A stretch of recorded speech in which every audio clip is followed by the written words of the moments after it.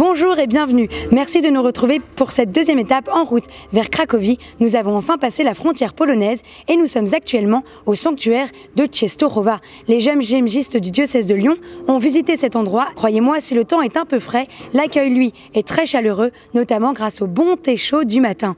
Mais parfois, les images valent mieux que les mots. Voyez par vous-même.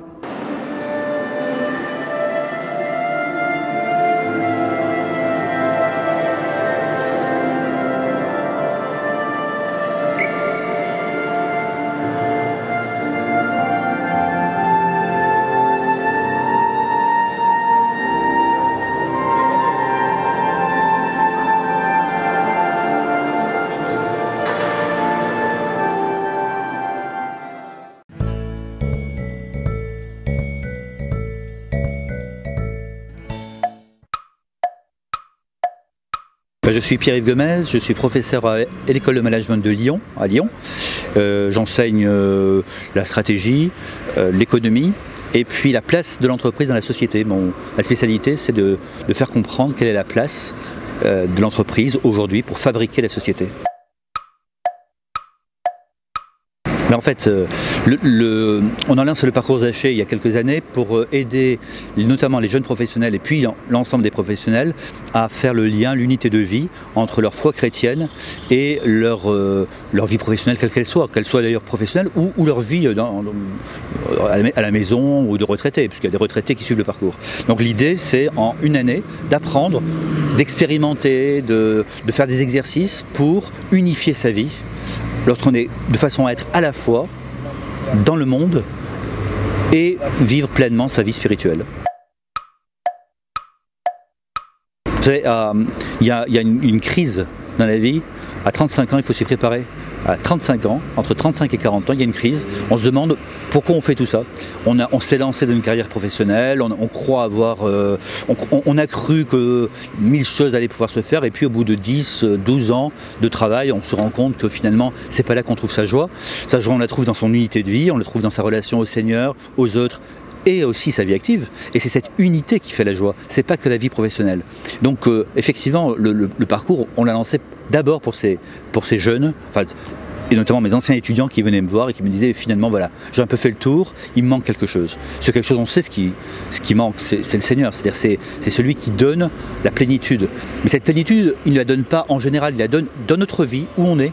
Et si on est professionnel, il va nous la donner dans notre vie professionnelle. Si on est mère au foyer, il nous la donnera dans notre vie de mère au foyer. Et si on est prêtre ou religieux ou religieuse, il nous la donnera dans notre vie religieuse.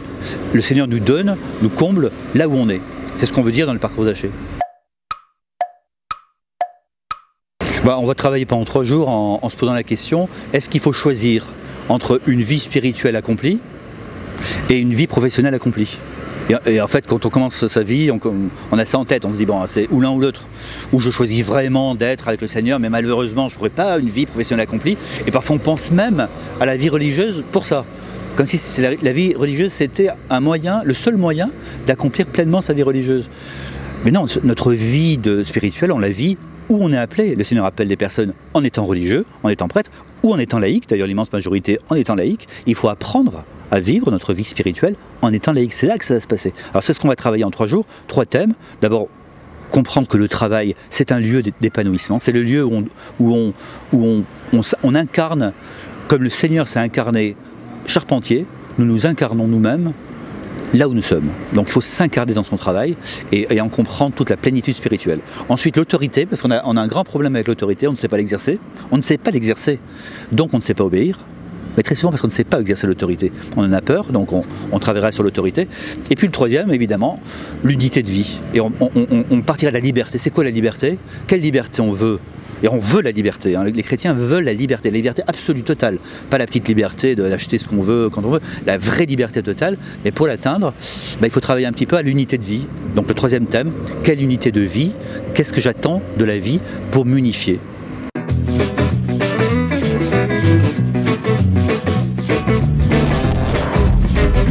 Bonjour, je suis le père Étienne Frécon, je suis prêtre du diocèse de Lyon pour les missions étrangères de Paris et j'étais envoyé il y a 5 ans, un peu plus de 5 ans de cela, à Taïwan en mission pour le monde chinois en fait. Je suis Singapour, Taïwan, Chine.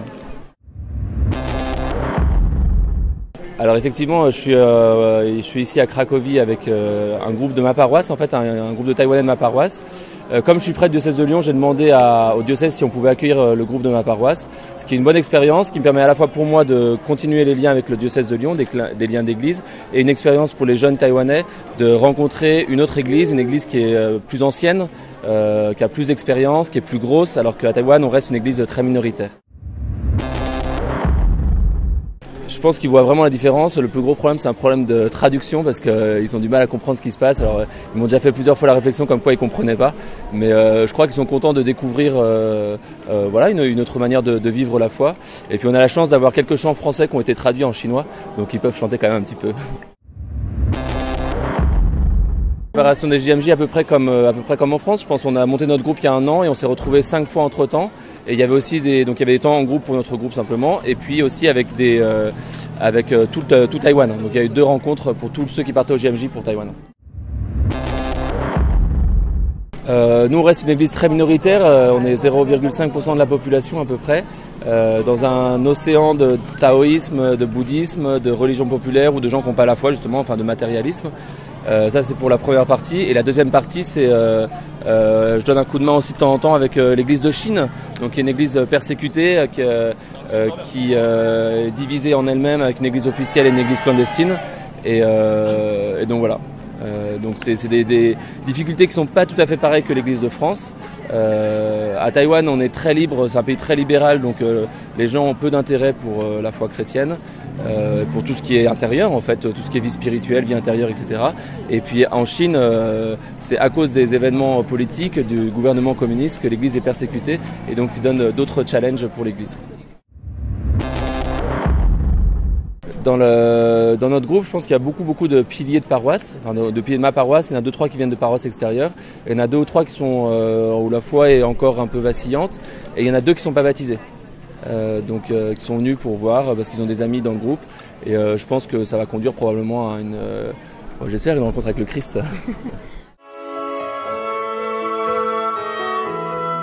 我们的天父，愿你的名受显扬，愿你的国来临，愿你的旨意奉行在人间，如同在天上。求你今天赏给我们日用的食粮，求你宽恕我们的罪过，如同我们宽恕别人一样。不要让我们陷于诱惑，但救我们免于凶恶。阿们。